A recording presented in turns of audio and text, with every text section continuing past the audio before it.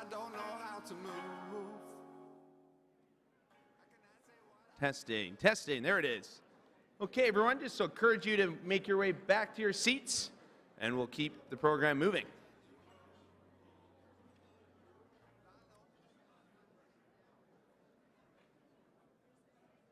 You bet. You bet.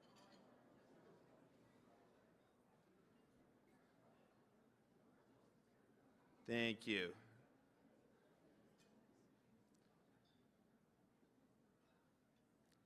Awesome. Okay, thanks so much, folks.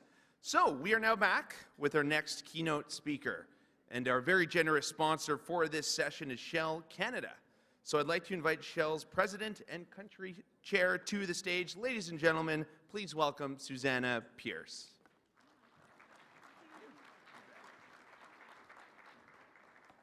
Excellent. Good afternoon, everybody. It's great to be here and see so many familiar faces. And I understand the program this morning, which I missed, was absolutely fantastic. And this last panel, I think, stole a lot of the remarks I was going to make. So I will try and keep this brief. It's a real privilege to be here to make this introduction to Mark Carney, who I'm sure all of us know and doesn't really need much of an introduction.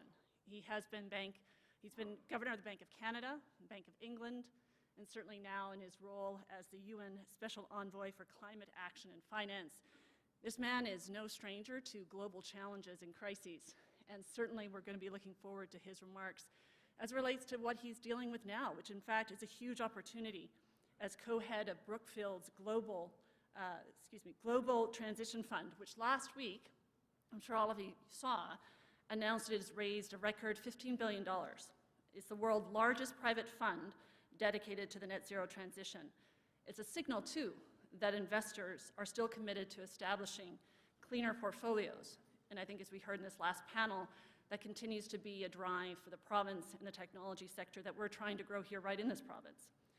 And I can say from Shell Canada's perspective, and Shell as a global company, we share those same ambitions. And in fact, I think we probably have one of the most ambitious climate strategies as it relates to generating shareholder value and achieving net zero. Because net zero for us, I think, is somewhat unique to the extent that we're focused on Scope 1, 2, and 3. And Scope 3 for us is the most ambitious challenge that we have, because 90% of the emissions that we need to address under our net zero strategy are, in fact, our customers' emissions, Scope 3. So that really creates the opportunity for us to work with our customers back, as we like to say. And if we think about what's happened just over the course of the last 2 years, there's been an incredible movement, not just by producing companies like ours, but certainly by our customers. And this then creates this unique opportunity for us to work with them and develop the pathways in which we can achieve those net zero goals together. Now, for Shell, the interesting thing for us is that we are a global company, and we are a company that has been producing oil and gas. We've been distributing oil and gas through integrated gas, LNG, and now we're looking to grow what we call our growth business. But we will continue to need our upstream business, which is oil and natural gas, to fund that growth business, as well as to generate shareholder returns. But despite what we see happening in the world today, we are continuing to go along that path to achieve our net zero targets, and by 2025, half of our operating and capital expenditure will be in the energy transition. That's carbon capture sequestration, that's hydrogen, that's biofuels, that's EV charging, and nature-based systems. So for us, it's fundamental, as I mentioned, working with customers, but working with policymakers, civil society, to figure out how we can design pathways that are investable for the private sector, because we know that that is what it's going to take to be successful. And indeed, that is why it's so critical to have somebody like Mark Carney here, having just raised $15 billion, to tell us how he sees that happening, because I'm sure that'll be instructive for all of us. And Mark, with that introduction, let me welcome you up to the stage. And I guess Monty.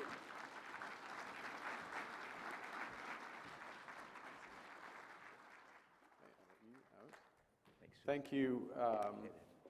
Thank you very much, Susanna, for a kind introduction. And let me thank Shell as well for being one of the sponsors, all the sponsors of this. and to New West for setting this up. I mean, this is an important event. Monty, we probably started talking about it, or you started thinking about this, boy, a couple lockdowns ago, right? Yeah. It was at least a year ago, and as you said at the start, Alberta got on with it. So we're not so much at a relaunch, but thinking about how we can move things forward. Hey, Brett. See Brett there. Good to see you. Yeah. So what I'm going to do is just take 10 minutes, but since I'm a former central banker, it'll be about 25, but it's going to be 10 minutes, and just sort of set the scene, give you a couple of reflections, and then we'll have a bit of a conversation, and then everyone can pile in and ask questions. And, you know, when I was thinking about this, and we had a long time to think about coming here to have this conversation, one word came back to me, which is about heritage. And as many of you will know, I was born just north of the 60th parallel. I grew up in Edmonton, and very much this is my heritage. Alberta is my heritage. Now, strictly speaking, heritage is about, you know, someone can give you a financial bequest, or they can leave you land or a home, but it's also about values and the values that are passed on through teaching and examples. And you know, I'm very conscious that Alberta gave me the values of public education. You know, it gave me world-class healthcare. It gave me the support and challenges of my parents, my teachers, my friends, my co-workers, and a core life lesson that you can do almost anything if you work together and you're determined. Because, you know, when I was a kid, and, you know, well, it's true. Some of my earliest memories were around the oil sand. I remember my father coming back with some bitumen when I was 5 or 6, and you know, this is 1970, so it was a concept to turn that into energy. And within a few years, this province had done what many would have thought was impossible, and did it, and made a contribution when the world needed Alberta energy. And it's part of the solution, and part of the solution for decades, and that industry has continued to respond. Now I've gone from 2 microphones to no microphones, so that's different. You know, I also remember, you know, from a heritage perspective, what Peter Lougheed laid down, which was a vision of this province of energy sovereignty, economic diversification, but also investing and leaving a legacy, a heritage, truly a heritage fund for future generations of Albertans, leaving them richer in all senses of the word. And that heritage fund made many investments. Some of them were bad, such as giving me a scholarship to university. I would agree that that wasn't a good idea. But you know, the vision was right. The execution was pretty good, but it strayed at times, I think, in retrospect, in all, you know, in those aspects. And I think we're familiar, different people can do different calculations. Some can stretch into the couple of $100 billion that the Heritage Fund would be if we'd followed the Alaska model to a T, and Albertans over the years would have gotten $100 billion or so of dividends over that period of time.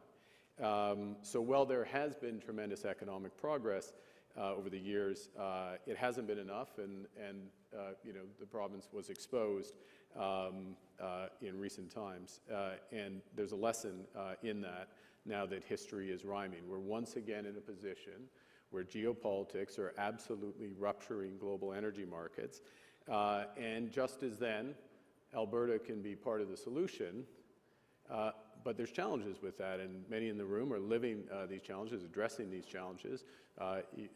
Susanna, you just went through, you know, Shell's agenda. Those are big projects, and there's a lot of engineering challenges. You're determined you'll get through them. I would argue, and I'm not the engineer in this conversation, I would argue those challenges are not as great as the original challenges of turning the oil sands into commercial viability. But of course, in order to do that, we need to get the capital and the support in order to get there, and I'm going to come to that in a minute on the capital side. Now, what I would say is that the and actually I'll come to the capital point in a moment, but I'll just say a couple of words on context. And the first, we know this, you kind of live it, but it's not a bad idea just to take a step back in the scale of what's moved. And this is literally in the last 2.5 years. So you had 20 countries that had net zero objectives, covering less than a third of global emissions, is now 90% of global emissions, well over 140. It's 140 as of November. It's north of 150 now. Back in November, it was 5,000 of the world's largest companies having those net zero plans. It was discussed in earlier, I think in the last panel, the importance of having those net zero plans. The number's over 7,500 now.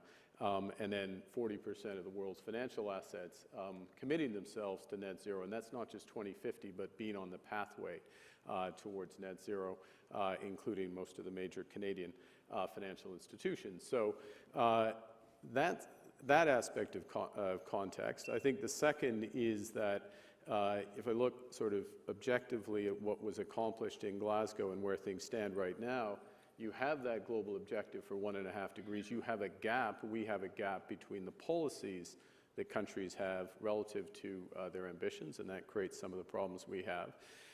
We have clearer rules on what I would call deep decarbonization, so whether it's methane or deforestation objectives, and that can work to our advantage.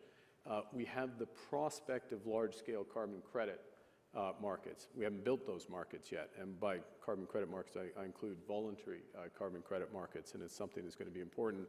And then we have that private sector leadership.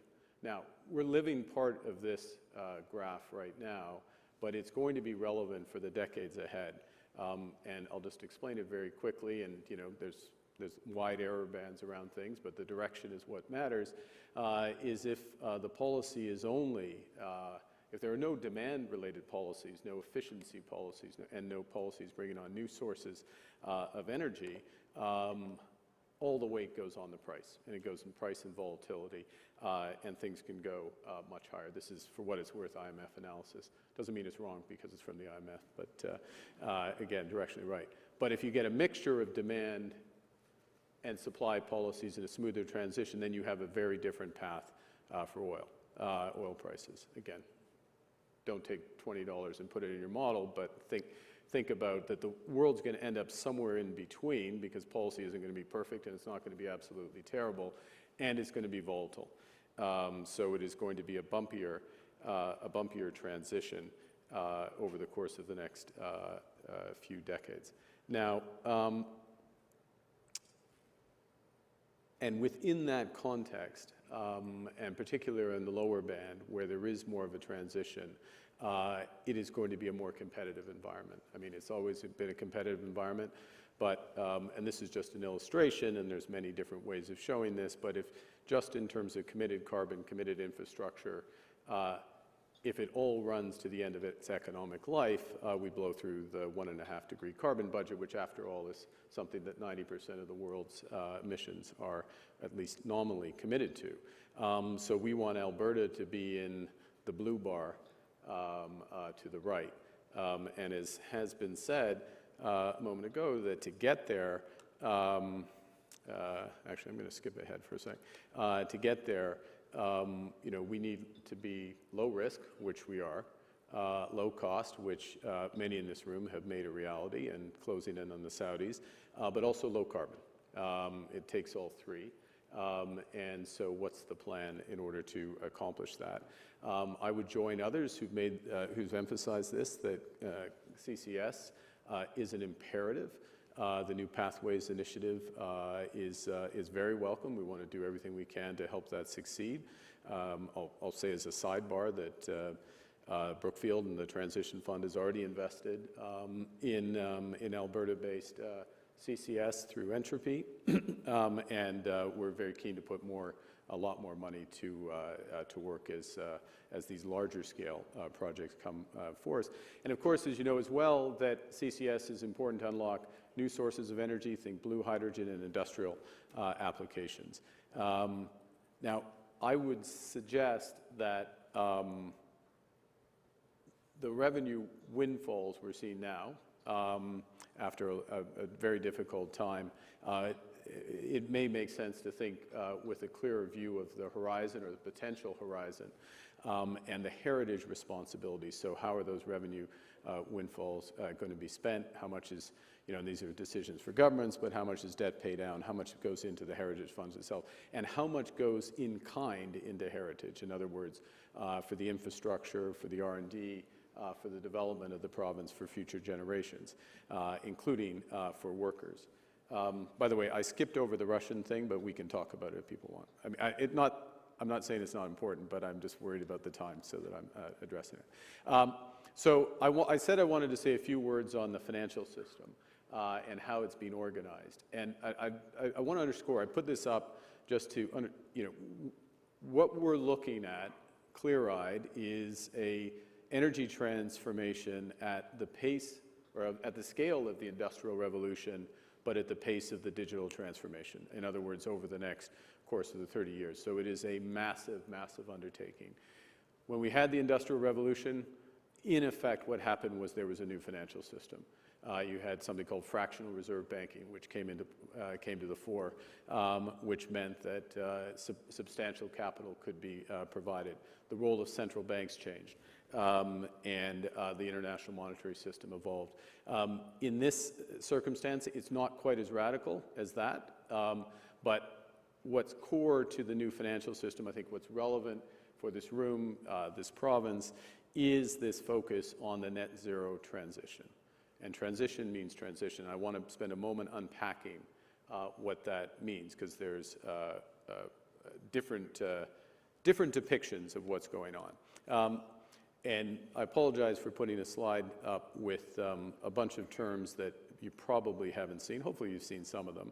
The first is GFANZ, which is the Glasgow Financial Alliance for Net Zero. That's the world's largest banks, insurers, asset managers, pension funds, 40% of the world's assets, financial assets, $130 trillion committed, not just net zero 2050, fair share decarbonization 2030, 5-year decarbonization plans, annual reporting. All of those things I just said are for the emissions, Scope 1, Scope 2, and Scope 3 of their clients, of the companies they've invested in and lent to. So they own, if you're in the industry, they own, from an emission perspective, your emissions, okay? Now, the important thing is to incentivize the system to be part of the solution, to go to where the emissions are, provide capital for companies, or if it's a specific projects that have plans and have credibilities. After all, these are commercial relationships, commercial decisions that have plans and projects to get those emissions down and to transition in line over time with where we need to go. Now, all those things on that page I'm not going to go through, although I'll direct you to the GFANZ website if you're interested, because what's just happened, the middle of this month, is that for public consultation, the frameworks for what a financial institution transition plan, what a company transition plan, what alignment is for various sectors, all of that has just gone out, and there will be more to come in the early fall, so that we can build this system around transition. Now, I want to just say a couple of other things. One of the, and I slightly regret putting this slide up just because it's too complicated. Well, it's not that complicated to explain, but the basic point is that the system will incentivize a portfolio, incentivize a lot of things. It certainly incentivizes pure, green, clean power without question, but it also incentivizes shifting your portfolio, let's say from tech, which is low emission, into industrials, into energy, companies with a plan to get those emissions down. So the actual emissions intensity of your portfolio can go up, if you're a financial institution, because you expect that to become more aligned with the transition and have a bigger impact. In the end, obviously, let's take new pathways. Hopefully I've got the new terminology right, Mark, Cameron. The contribution of that in terms of absolute GHG reduction is going to be much greater than, with all due respect, the marginal contribution from Shopify in terms of them moving forward. Great company, very focused on these issues, but go to where the emissions are, have the biggest impact. And so that's what we're looking to build. Another point, little busy, focus on the gray and the red lines. These are valuation premia within a sector, so within consumer goods, within tech, within chemicals, et cetera, across large cap public equities. Low emitters used to trade at a relatively modest premium, 4.5% on EV/EBITDA.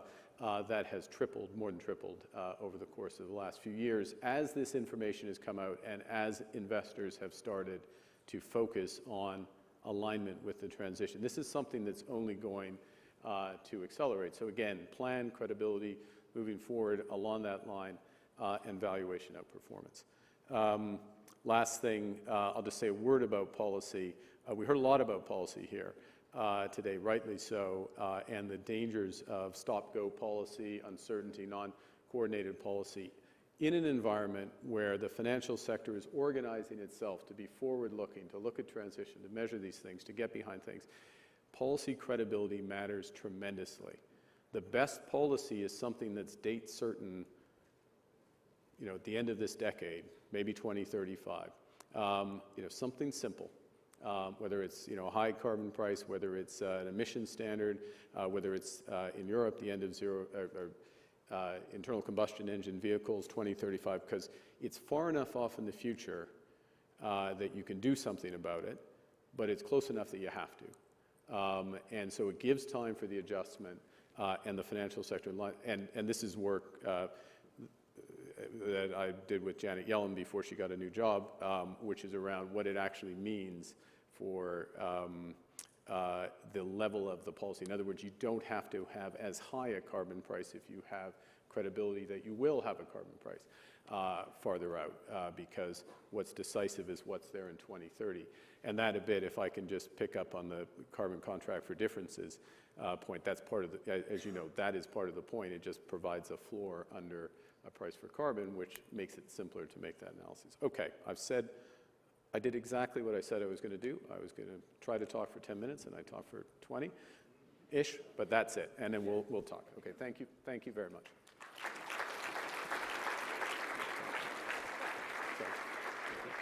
Okay. Brought my water. Well, thank you very much, Mark Carney. It's great to see you again. I bought your book. Thank you. Noticed one thing right away. It's very expensive. Very expensive. $38. I think the price is going down, Bonnie. You can probably pick it up. Yeah. It's also quite long. Value for money. I'm gonna get through it. I started to look through it. It's very good. Congratulations. That's Thanks. quite an accomplishment. It's about a lot more than central banking. It's about ESG, but it's a lot of life lessons in there too. And I think people would benefit by sitting down and having a read. But look, we don't have a lot of time. Okay. You're an old goaltender. I hope you don't mind if I take a few shots here on you. So let's start with the hard stuff. G7 meetings just wrapping up right now, and we're seeing some of the very leaders who went to COP26 and said, it's time to end support for investment in fossil fuels, now turning around and saying, that we need to start funding fossil fuels again. We also know that we had the IPCC report come out in April, I think, that indicated that the target of 1.5 to 2 degrees is starting to fade a little bit into the distance, or seem to suggest that.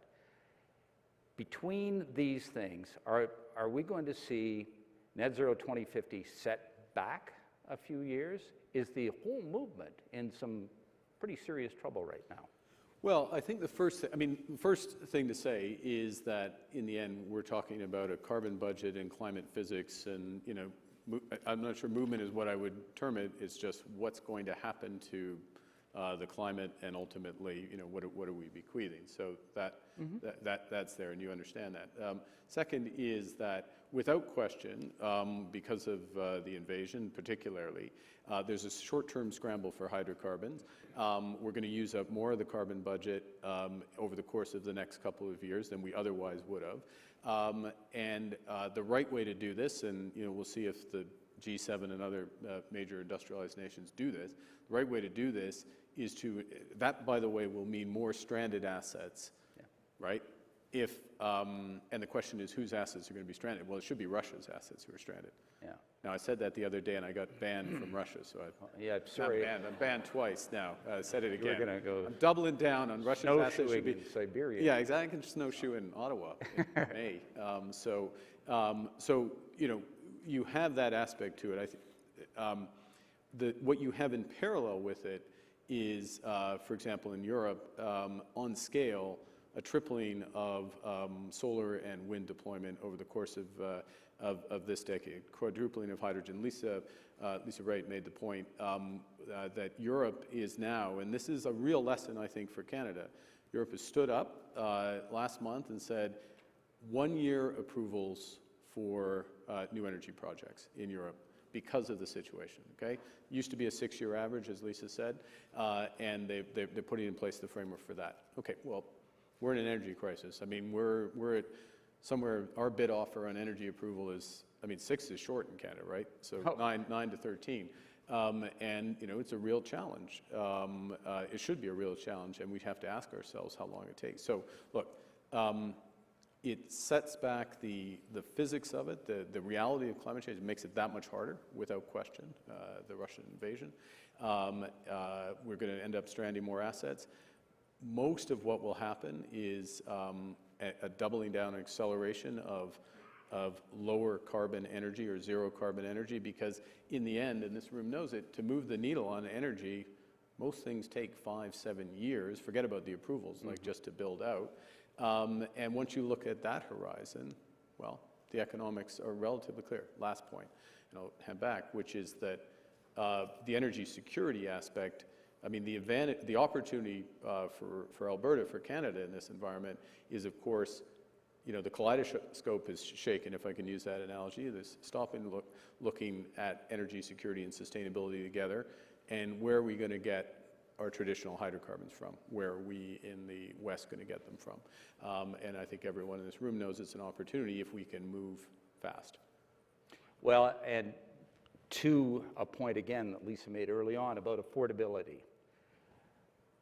Are we in a situation where we're going to be able to say to people, you know, in places like Europe where they're paying $30 an MCF for gas, right now 44 the other day on the spot market in the Netherlands, are we going to be in a situation where companies are afraid to actually invest stranded assets again because they're worried that we're going to push forward with ESG and ban these assets all of a sudden, or push them out of existence? Well, I think the reality, and you know, people will have had these discussions as well with the German government, with others in Europe on, you know, potential new LNG trains and what they see as not just necessity, but transition assets in the end, transition fuels.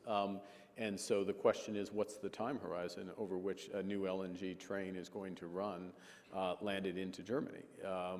And, you know, long time ago now, I worked on LNG financings, and, you know, you're looking at 30 with an expectation that ultimately is going to be 40 years. Well, that's not going to be consistent with what the other objectives of Europe, and I'll keep it to Europe. Right.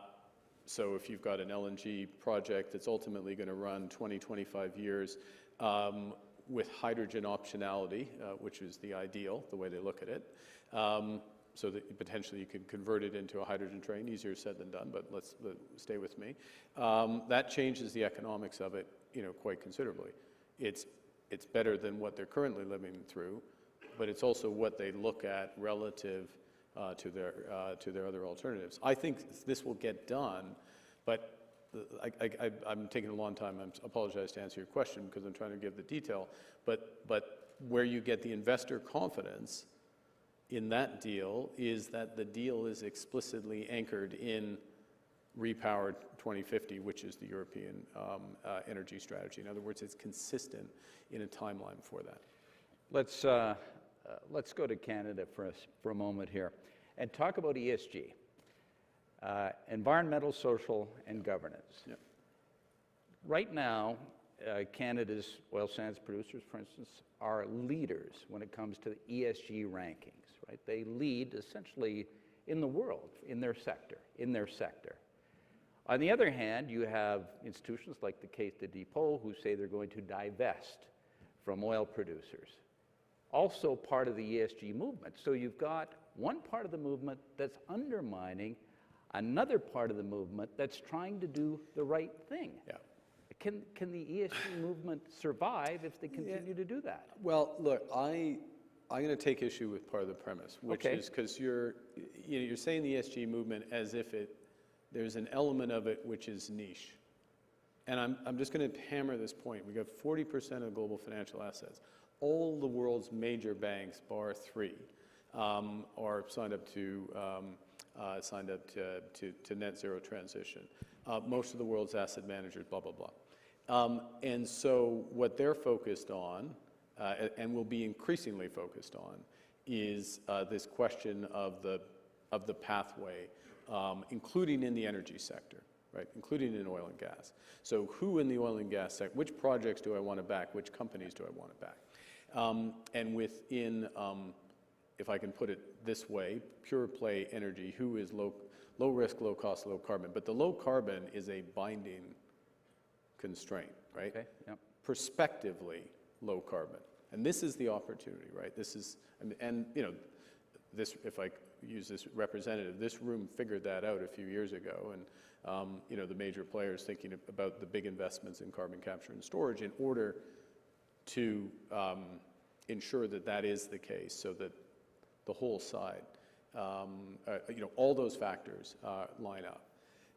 So I would say that there's lots of issues with ESG. As you read in my book, you will see that I say, you know, part of the problem, I mean, there's many issues with it. One is you can almost, you know, the correlation between the various indices are about 0.3, 0.4, right? You get very different answers depending on which index you choose. And you kind of, what you really need to do with ESG is know what you're looking for and manage it. But the one area where there are hard numbers, which is around emissions, is around net zero transition. And so that's what we, Alberta, that's what we need to work into. And it's doable. Without question, it's doable. But, well. So BMO Capital Markets, March 2020, produced a report where they indicated that, you know, Canada's oil sands producers were world leaders, and they talked about a $400 billion, barrel opportunity to market Canadian oil as friendly oil around the world. Do you see an opportunity to really leverage these ESG rankings? And I know what you're saying regarding you know, emissions being a key part of all of that, but right now, the United States is importing from all kinds of places that are in some ways, they're enemies. And we can't seem to get our oil into what should be an easy sell. I think that, well, big picture, if we look out over the course of the next, let's say 20, 25 years, you know, from now out to 25 years, and without being tied down on exactly the level, because it'll depend on a variety of things, but we're going to be looking for at least to hold our market share, if not grow our market share, in a declining market. Now, you may take a different view, but if you're taking a different view, you're taking a different view on whether we're going to 1.5 degrees, 2 degrees, 2.5 degrees. And that is not what, you know, countries as a whole are trying to accomplish. So how do we maintain our market share and grow it in that context? It is exactly what you're saying, that, you know, it's what you're saying plus what, to personalize it, what Mark Cameron, who's just up here, is trying to do as part of that partnership. And that's how we maximize the prospects of that. Look, there is incoherence. I mean, there is a lot of incoherence in energy policies, you know, massive structural incoherence in energy policy in Europe. We just saw it. And, you know, one thing that I would say that works in our favor, and it's very early days on this, is that there is a recognition in the United States particularly that economic integration can be bad as well as good. So we went through 30 years, my whole professional career, series of, you know, integration of trade, capital, data, you know, technology even. And that brought efficiency to the global system, but it also brought a lot of fragility, and we've seen it. We've seen it in energy just now, and the U.S. sees it vis-a-vis certain elements of that with China. I mean, they're very open about that. And so there's a rewiring of the system that's just begun. It's a big, big shift. And in that context, I'm agreeing with you, your point, the energy side can be reworked. Now, I do think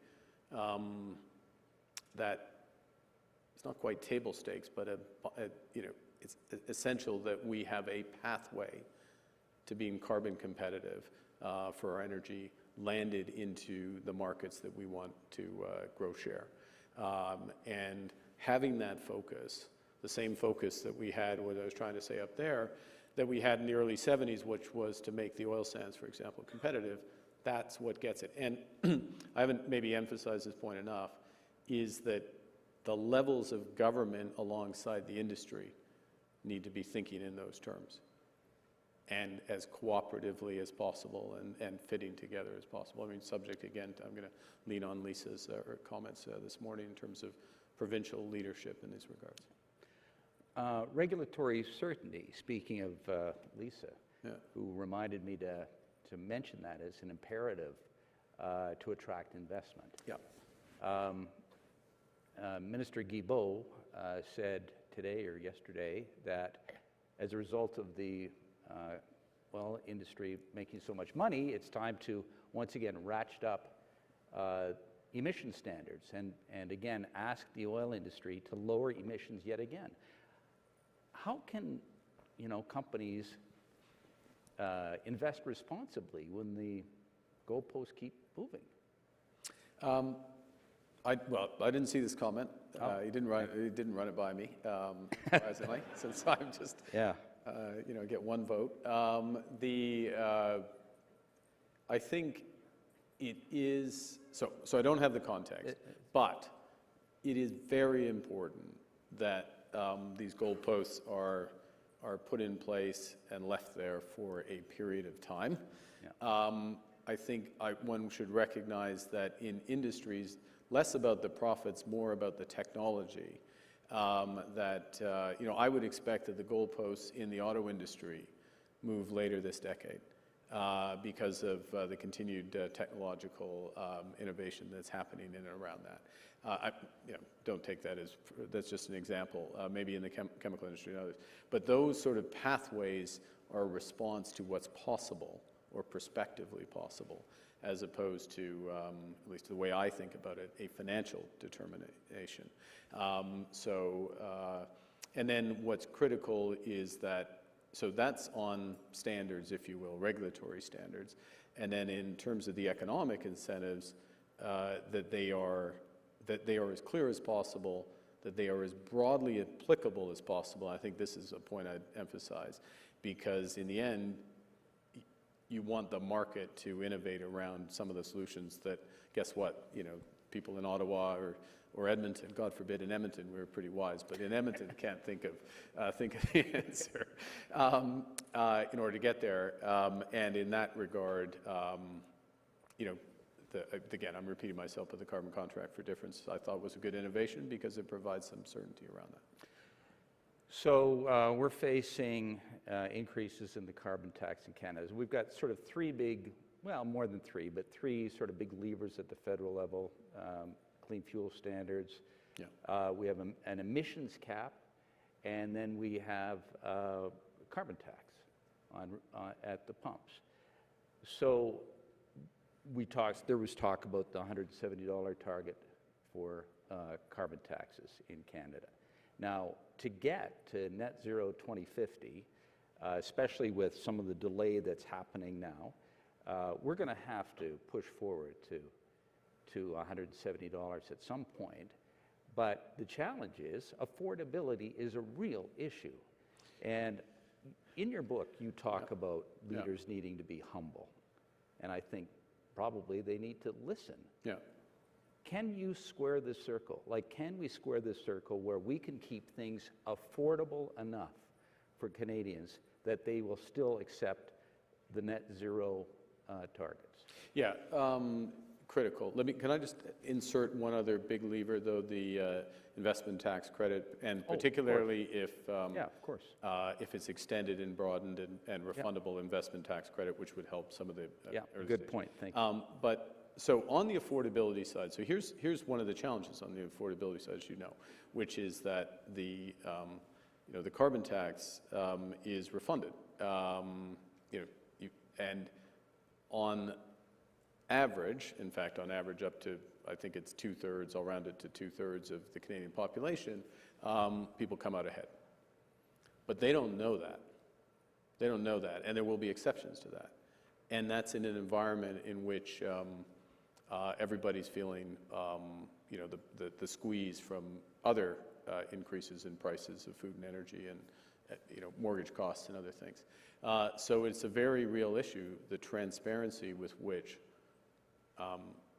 the giving back to individuals, because in the end, what's happening is it's a progressive price on carbon, right? Mm-hmm. I'm going to put us in the same, income bracket, right? We consume more carbon on average than, the average person who doesn't, take trips and do other things. So We're running right out of time. I think let's take 2 quick questions from the floor, and then we'll have to wrap it up. So does anyone have a question that they'd like to ask Mark Carney? Don't ask the question until the mic is in your hand. So, Introduce yourself, please. hi, my name is Derek. Pleasure to meet you all. So Mark, you said low carbon is a binding constraint. I'm curious, why isn't no child slavery or no hindrance of women's rights a binding constraint? As a consumer, I personally would pay more for oil that has 15% more emissions than oil and gas that can't prove that a 13-year-old wasn't subjected to child slavery. Okay. My question is, won't consumers drive what's more important based on their core values? And isn't what's more important driven by the narrative of those core values? yeah, look, I think I've a lot of sympathy with, I agree with what you say in terms of there are other, okay, let me restart. When I say the constraint, it's what opens up the possibility of the investment. And when I say low carbon, just to be absolutely clear, I suspect you know this, but I don't mean low carbon today. I mean aligning with a pathway to lower carbon, so a plan that has some credibility. And so what I was doing was turning around what Monty was saying and saying, look, kind of table stakes become low carbon, or that plan and that prospect. That's increasingly the case. But once you're there, and this is your point is absolutely right, which is these issues of the social, I'll call them social issues, I'm lowering them, and governance issues that come with it, those should also be screens. And those should be screens for energy, and as a consequence for our, a consequence for our competitive position in there. But my point, again, just to emphasize, is that if we're not going to have a prospect of getting over the first hurdle, then we're not in the conversation of the other two. Okay, one more quick question. Graham?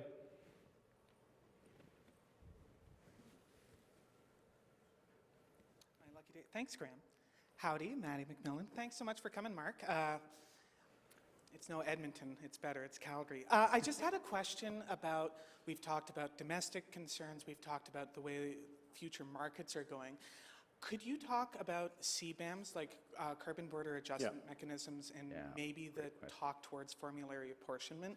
So basically, how the systems will work in the future. Is there a way that Alberta and Canada can position itself better knowing that's coming down the pipe? Great question. Thank you. A hugely important question for Alberta and for Canada as a whole, because it's going to affect some industries that, we have a steel industry here, but more concentrate, have it elsewhere in the country. The Canadian Cement Association, and one of the sponsors, right? It's an issue for hard-to-admit sectors like cement and other industrials, others, and potentially for energy as well. That wouldn't be the first thing, but potentially for energy. So first point is to make, we have absolutely is Canada the right. This is one of the upsides of having a price on carbon is we should be front and center in every single discussion about CBAM because we have the most transparent, the clearest, and in many respects, when you bring in other aspects of the regulatory regime, comprehensive approach to a price on carbon and sorry to be an economist, a shadow price on carbon. So we should be front and center in the development of this. Secondly, the best way for this to work is, my view, is that it is linked towards the prospects of getting on pathways such as I've been discussing with respect to the financial sector. So it's not a gate that instantly goes up, and if you weren't there, you weren't there to begin with, all of a sudden our widget manufacturers, our steel manufacturers, our energy players are locked out. But if you don't have a credible plan to get there, or plan and some credibility around it, then you are going to be affected by CBAMs. And I should have explained, those are carbon border adjustment mechanisms. They're like tariffs. And I would say by the middle of this decade, we'll likely have something like that for parts of the system.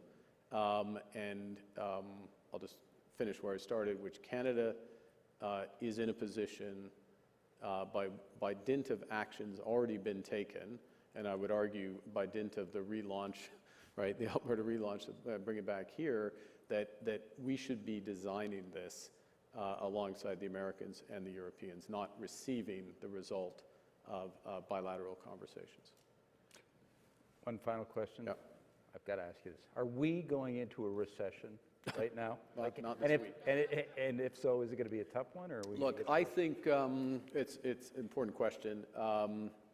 I think the probability of a recession in the United States, globally and in the United States, is uncomfortably high over the course of the next year.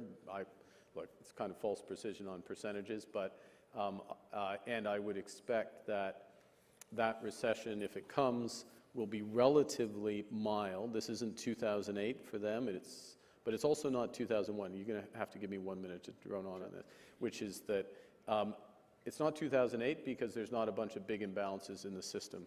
There's not holes in the banks. There's not too many houses. There's not too many autos.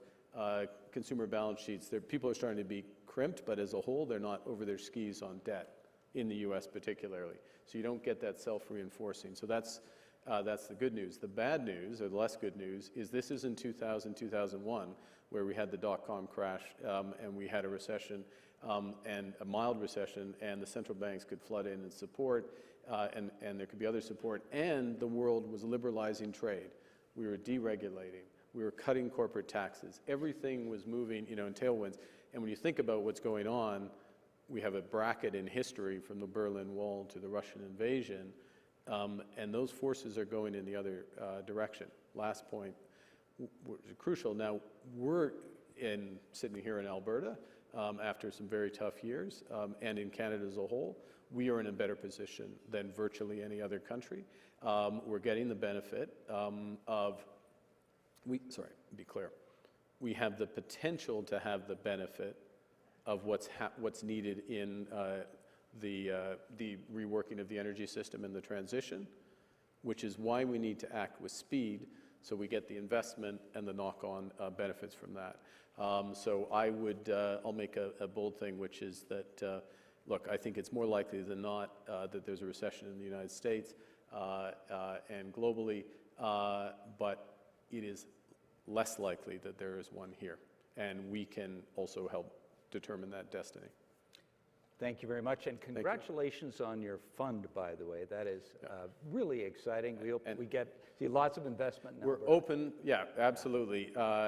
We've already made some investments here, but if Alberta is headed where we think it is, we hope to make very large investments. So, all us. Ideas. He's looking for ideas. Okay. Yeah. Mark, thanks so much. Really appreciate it. I know, my pleasure. Okay. I'll just grab that.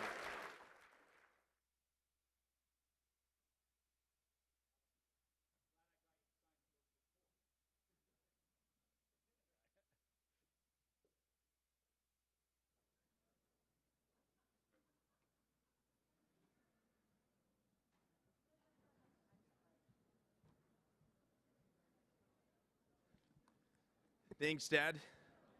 And to you, Mark, we know the demands in your schedule, and we're all so grateful that you made the time to be here with us today. So, time for some caffeine, I think, to get us to the end of this thing. Thankfully, Archer